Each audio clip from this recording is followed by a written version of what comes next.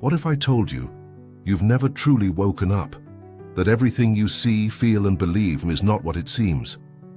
Imagine for a moment that this world, your memories, your values, your identity, is part of a dream so intricately designed, you forgot it was a dream at all. Centuries ago, the philosopher René Descartes asked a question that still haunts the deepest minds. What if an evil demon were deceiving me, manipulating my senses, and feeding me a false reality? He searched for something, anything that could be known with certainty. And in that terrifying silence of doubt, all he could find was this: I think, therefore I am. And yet, even that might be a trick. The ancient Vedic sages of India spoke of Maya, the veil of illusion that cloaks the real from the unreal. In Buddhism, the self is not a fixed entity, but a collection of shifting phenomena, like a mirage shimmering on the desert floor. So ask yourself, how do you know this moment is real? What if you're simply dreaming that you're awake? From the moment you were born, a story began writing itself onto you, a name, a language, a flag, a religion, a sense of right and wrong. You didn't choose these things. They were chosen for you, and yet they became the lens through which you saw the world. They became your truth. Philosopher Michel Foucault warned us that truth is often manufactured, crafted not by nature, but by power. What we call knowledge is frequently just consensus, reinforced by repetition and authority. Think about this. Every nation, every ideology, every religion believes it is the correct one. But if all truths claim supremacy, isn't it likely that none of them hold the whole picture? Your beliefs are not your own. They are echoes, passed down, polished, and implanted. Language shapes thought. Culture shapes values. You were given a script before you learned how to write. The question is not, what do you believe? The question is, who implanted that belief in you and why? And yet, sometimes reality slips. The perfectly ordered world begins to fracture. You notice things, coincidences too strange to ignore, a voice in your mind that isn't yours, a dream that reveals something no one could have told you, a sudden sense that something is deeply, inexplicably wrong. Carl Jung called these moments synchronicities, meaningful patterns that defy logic. They point to something beneath the surface, something trying to wake you up. Think of Philip K. Dick, the science fiction prophet who claimed reality was being altered around him. That time had split and he could remember multiple timelines, that the truth was hidden behind layers of manufactured perception. Ordinary people have these experiences too. A brush with death, a psychedelic breakthrough, a breakdown that becomes a breakthrough.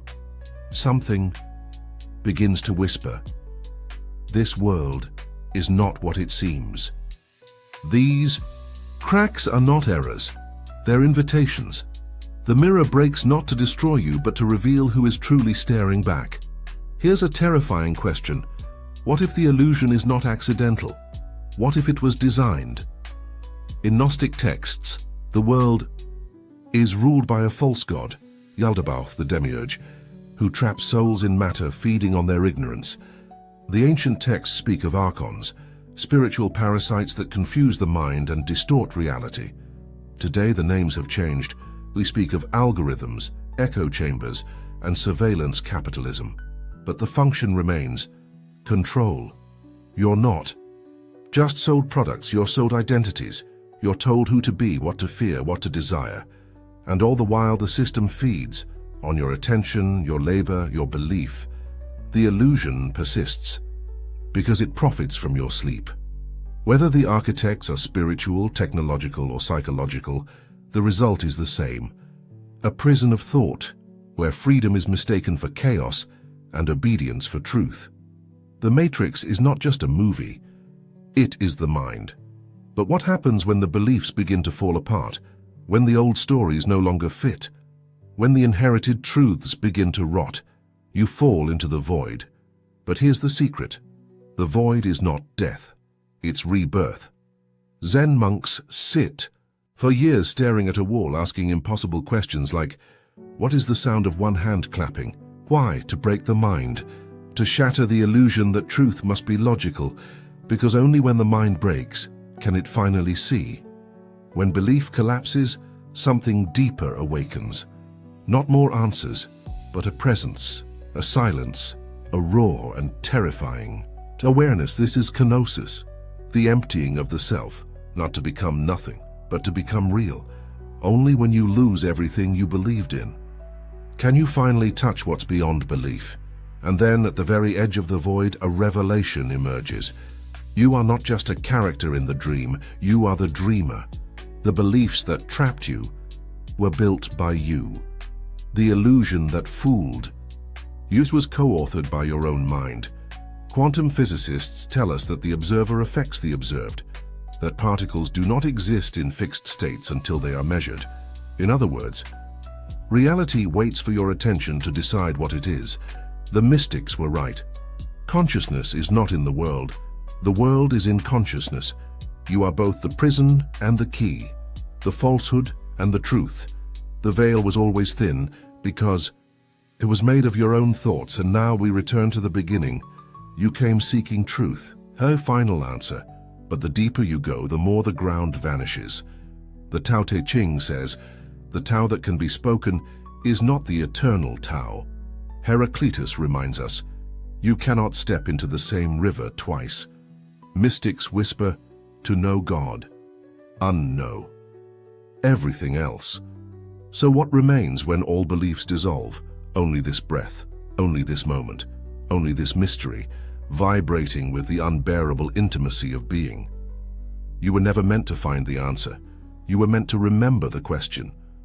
So, ask again, what if everything you believe is a lie? And then listen, not for an answer, but for the silence that follows. What if everything you believe about your life, your world, your very existence was a lie? Not a mistake, not a misunderstanding, but a deliberate illusion. So subtle, so complete that you never questioned it. Because you were never supposed to. Consider this. You were born into a story already in progress. From the moment you took your first breath, the rules were whispered into your ears. This is who you are. This is what life means. This is what is real. The boundaries were invisible but absolute. Beliefs, rituals, even the language you speak, none of it yours, yet you call it truth. Imagine a prison so perfect, the inmates believe it's freedom. That's the world we live in. And no, this isn't a metaphor.